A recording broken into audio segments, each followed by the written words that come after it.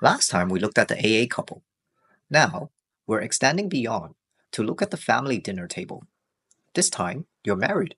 It starts with a celebration. He's focused, meticulous, scrolling through Red for ideas. 2 weeks before his mother's birthday, he becomes a man on a mission. Every night, he turns on his phone, showing you picture after picture of the yellow metal. You follow him into the store where he spends hours examining every piece. 2 hours pass. He tests the weight, the clasp, the sheen.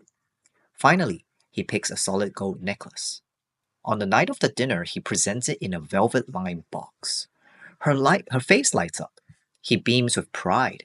And at first, you think, perhaps this is how love looks. Then your mother's birthday comes around. You remind him a week in advance. He acknowledges it without looking up. 2 days before the dinner, he finally researches online. 3 minutes, a few swipes, a tap, a confirmation.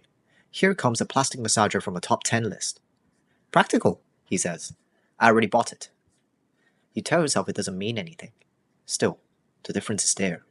2 hours in a store for his mother, 3 minutes on the phone for yours. You push the thought aside. People show care differently, you think. It's probably nothing. But the thought doesn't quite leave. It stays. That whatever fairness exists here doesn't arrive all at once. It comes with timing, with conditions. And the modern 50-50 marriage you thought you signed up for starts to feel balanced. But only when the rules allow it. A quiet glitch, heavy enough to notice. Welcome to the show, I'm Liam. And here on The Glitch in the Room, we look at relationships through the lens of red, sharing the stories and signals that reveal what modern dating culture really looks like. So just sit back, relax, and make yourselves comfortable. The AA culture of splitting and fairness is really just the baseline of the conversation. It's about how equality can be straightforward, until you look closely at where it's applied. We looked at double standards, disguised as balance, precision used selectively, fairness that shows up only when it benefits the person setting the rules. This episode isn't about dating rules, it's about what happens after. Because the logic doesn't disappear once a relationship moves forward. It doesn't stop at exclusivity, or with marriage, it scales. The same language comes along in modern partnerships. But now, it's no longer just about who pays. It's about what gets negotiated and what quietly stops being optional. In modern relationships, we're told everything can be discussed. Money, expenses, boundaries. Everything can be tracked, adjusted, and split. But not everything enters that conversation. Some expectations come predetermined, not argued, not agreed on, just inherited. Especially when families enter the picture. So today, we're looking at a familiar pattern extended, double standards scaled up, where modern ideas govern what's flexible and traditional roles govern what's required, where fairness is something you talk about until it calls for sacrifice, and by then, the rules are already in place.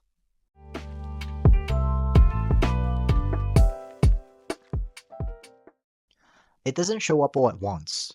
It settles in quietly, through routine. You have a joint account now. Bills go out on time. No arguments, no drama.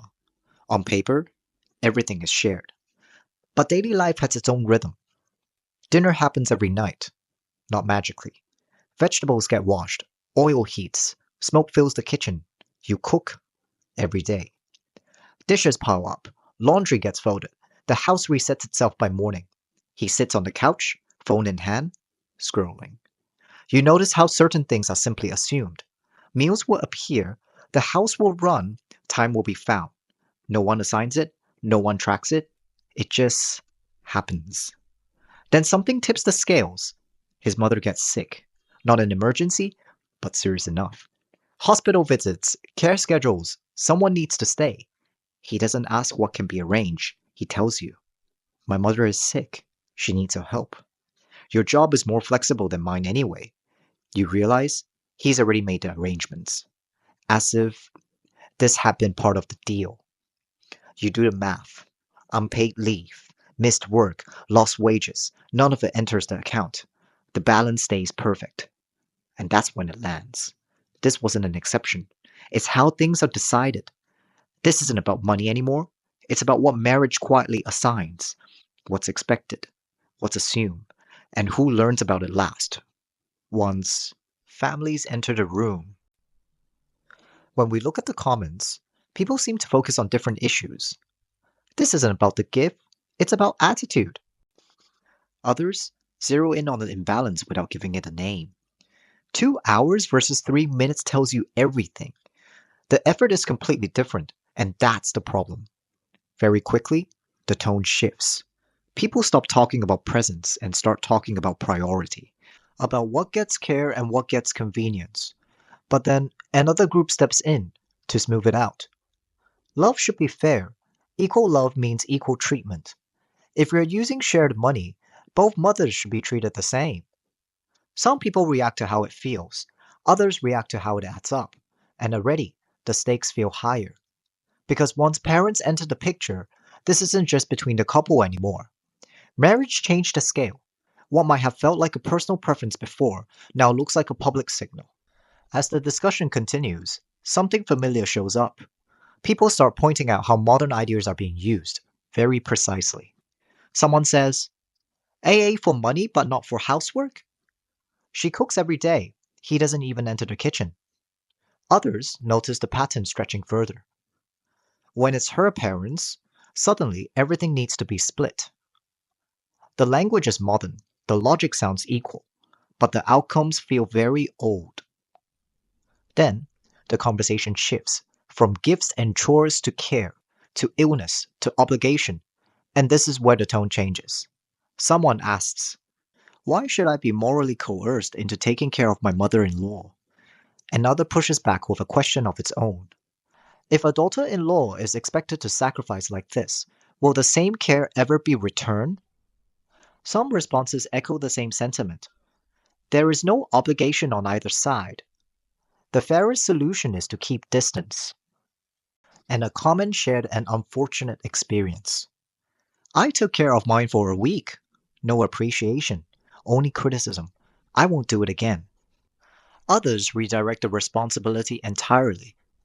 This isn't a wife problem. Why doesn't the husband take care of his own mother? By now, the disagreement isn't subtle. Some believe this is just marriage. Others say this is exactly where things go wrong. What's clear is this. Once families enter the picture, fairness stops being abstract. It becomes physical, emotional, costly, and suddenly, everyone is arguing, not about money, but about duty, about limits, about how far shared is supposed to reach.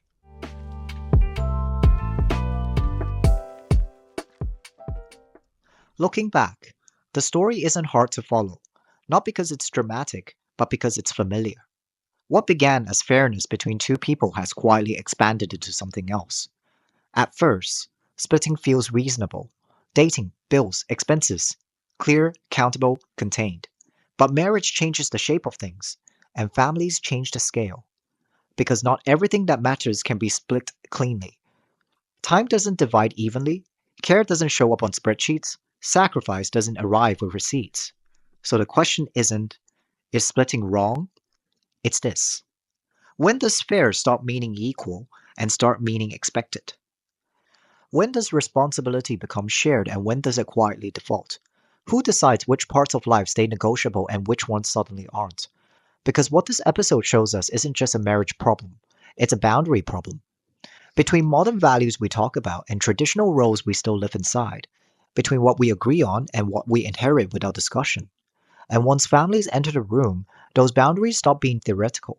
They show up in kitchens, in hospital corridors, in missed workdays, in expectations no one remembers consenting to. So maybe the real question is this. In relationships like these, what is modern is negotiable, and what is traditional is mandatory. And once that rule is in place, fairness isn't something you share, it's something you're measured against.